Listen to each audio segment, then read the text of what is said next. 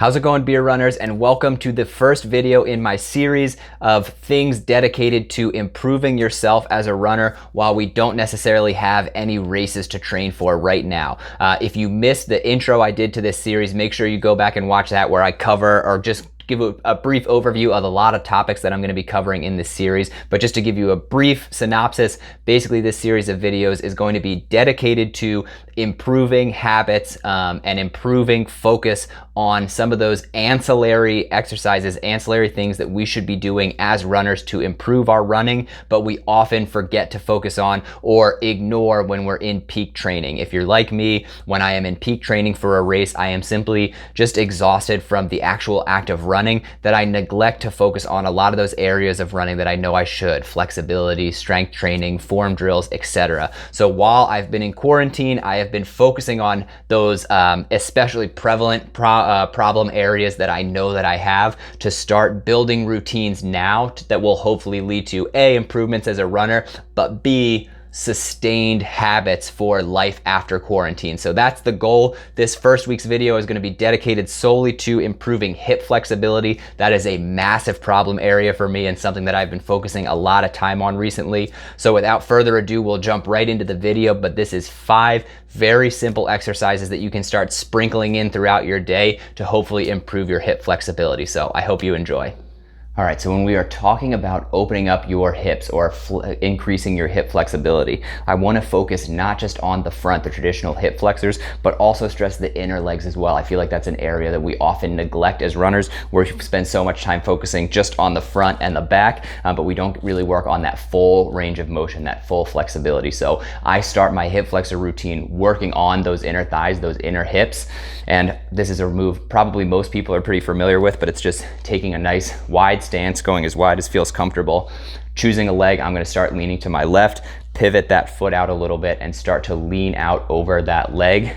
Things to keep in mind during this move: first and foremost, don't let your knee extend over your toes. Try to keep that shin pretty much perpendicular with the ground.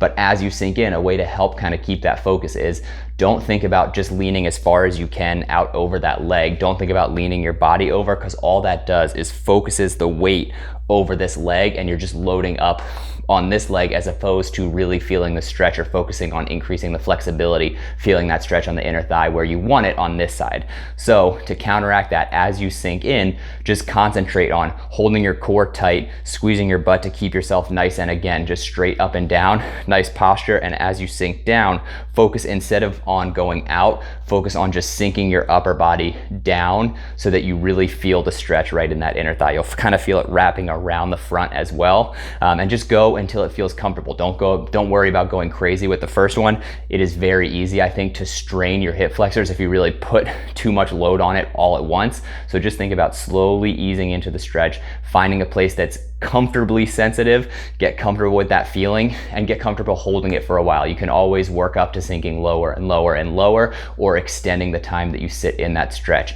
And then as you finish with one side, just go ahead and come back up, switch to the other foot, and same thing, just lean out. And again, always focusing on keeping that upper body straight up and down, and focusing on not leaning out and over, but just sinking that upper body down into this joint so that you really feel the flex where you want it. And then you can do the same kind of move, but instead shifting it to the front of the hips as opposed to the inside. Do that just by turning sideways and going into a tall kind of runner's lunge. Here, you just want to make sure that you're extending that back leg back. Focus on keeping that leg nice and straight. Again, upper body, pay attention to your posture, that you're straight up and down. Use your core, use your glutes, engage those muscles. Don't just sit idly by and kind of sink into those stretches. Use the muscles that are going to keep you upright and really enhance the sensation that you're feeling during that stretch. And just like before, lean out, not too far over this leg. Flex your glutes, hold your core tight, and you'll really kind of feel that stretch running across the front of the quad and kind of up into your abs as well. But a way to really enhance, I mentioned just kind of squeezing your glutes, engaging your glutes, but if you try to drive your hips forward, it's hard to kind of demonstrate. I'm not sure if you can see it, but rather than just kind of sitting with your butt out like this, engaging and driving those hips forward, so you're really putting the pressure on that front hip. Again, easing into it so that you're not going crazy, you're not overloading your hips right away, but just engaging those glutes, sinking down like before, not forward, and just really sink into that move. get comfortable with it. Find however low you can get that feels comfortable to you, but find that spot that you want to be in and just kind of alternate, squeezing the glutes in, squeezing the core, holding your belly button tight and sinking into that stretch. Hold it for as long as you can and then ease out of it. And you can kind of go back and forth to really feel it and just get comfortable holding it however long is adequate for you. Usually with most of these moves, I'll try to hold it for about a minute at a time, and then I'll switch to the other side. Same thing, just kind of check in. Go through a mental checklist as you sink into these. Is that back leg straight? Are your hips parallel, not angled out, not angled in, anything like that? Make sure that you're using your muscles to hold yourself steady. And then as you really sink into that stretch, fully engaging those glutes, tightening up your core, and making sure that you're holding nice and steady. This shouldn't feel like a workout. You might, if you're like me, sweat a little bit. I'm starting to get a little bit warm, but just making sure that you are not overburdening yourself. This should be easy. This should be not necessarily comfortable, slightly uncomfortable, but nothing that makes it feel like you're gonna risk like straining one of those muscle groups. Those are my big standing stretches. So for the next one, I'm gonna bring the camera lower. We're gonna get a little bit closer to the ground, sink a little bit deeper into these moves. To start, we're gonna go ahead and focus back on these inner hips, inner thighs. And for this, another one I'm sure everyone's familiar with, but just a nice deep squat. Feet should be a little bit wider than hips so that you can fully kind of sink into it. And then basically what you're gonna do is plant your elbows against the inside of your knees, prayer hands, and then slowly sink those hands down to spread the legs apart, again, to really feel it in both hips.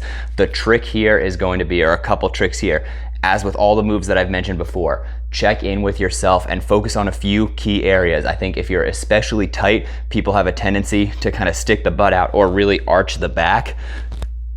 Make sure that you're avoiding that. Keep your back nice and straight. Try to keep your back kind of as close to straight up and down as you can. There's gonna be a little bit of a natural inclination to lean forward, but make sure that your butt is sinking nice and low. You're engaging those glutes, and as you kind of sink in, holding your form, not letting yourself kind of curl into a ball, but holding that form so that you're really focusing all of the tension, all of the pressure on the inside of those thighs. And again, don't worry about forcing your hands all the way down right at once. A lot of times if you do that, you'll feel your legs kind of bow or your arms bow out. Just focus on moving nice and slow until you find the pressure that you want, the pressure that's comfortable for you, and just worry about holding it there, taking nice deep breaths, focusing on the stretch, focusing on the sensation to really allow yourself to open up. So once you've finished with the inner thigh stretch, that deep squat, what you're gonna do next, we're gonna go back to focusing on the front, those hip flexors, kind of up through or down through the quads and up through the abs a little bit, mimicking almost the same move that we did before standing, that standing deep lunge, but doing it on the ground this time.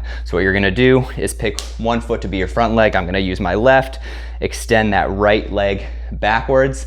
I luckily have this nice plush carpet. If you need something to lean on, you do want to make sure that you're protecting that knee because you're going to be kind of driving it into the ground. So if you're on a hard surface, that could be pretty painful. But we're going to be focusing on feeling the stretch in the hip attached to that back leg. And what you're going to do, just like the other moves, is don't worry about just leaning super far in, because then you're putting most of the weight on this leg as opposed to focusing the stretch on that hip where you want to feel it. Instead, just focus on leaning slightly forward and then use your own muscles to focus the pressure, focus the tension on the hip that you're looking to open right now.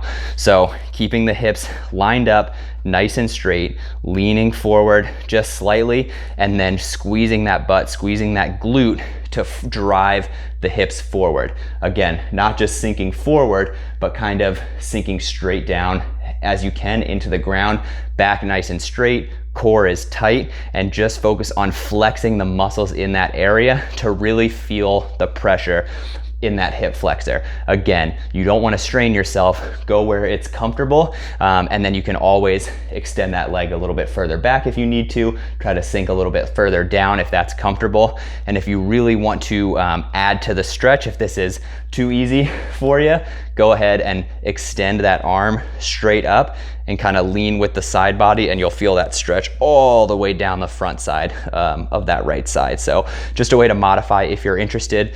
But again, focus when you're doing this move on keeping everything nice and lined up, straight lines, engaging the muscle groups so that you're not wobbling, you're not angling out, you're keeping yourself nice in that straight line so that you're really feeling that stretch in that hip flexor. The fifth and final stretch that I want to go over is called the couch stretch. I actually only recently learned about this move. Huge thanks to my coach for pointing me in the right direction, but it has easily become my favorite hip opening stretch. You can feel a lot of pressure, a very tight sensation in your hip performing this move. So make sure, watch plenty of videos on nailing the proper form, and you can also see some modifications that you can use to sort of ease into that stretch. I'll go over sort of how I've been doing it, but it is perfect for when you're just stuck at home, binge watching Netflix, or just hanging out on the couch. It is a great way to actively engage the hips and use that downtime to your advantage to work on that hip flexibility. So basically what you're gonna do for this move is pick one leg. So I'm gonna start with my left leg. So I talked about kind of having my own modified version. I drive that knee straight back against the back couch cushion.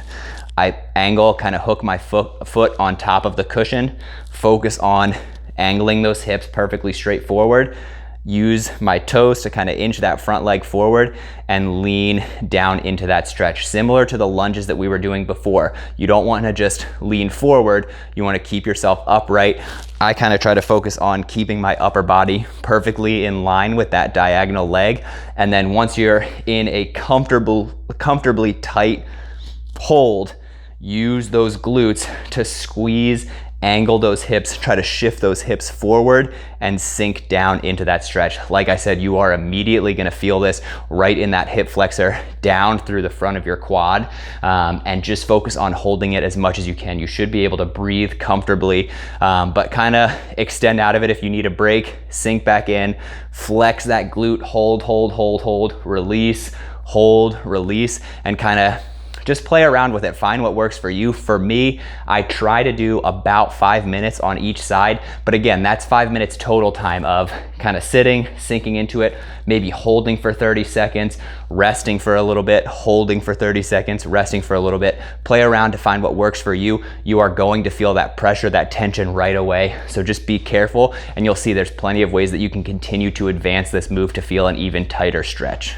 So there you have it, 5 quick, easy, simple flexibility exercises that you can add into your routine to start developing some hip flexibility. Focus on opening up those hip flexors, which if you're like me, you often neglect during regular race training.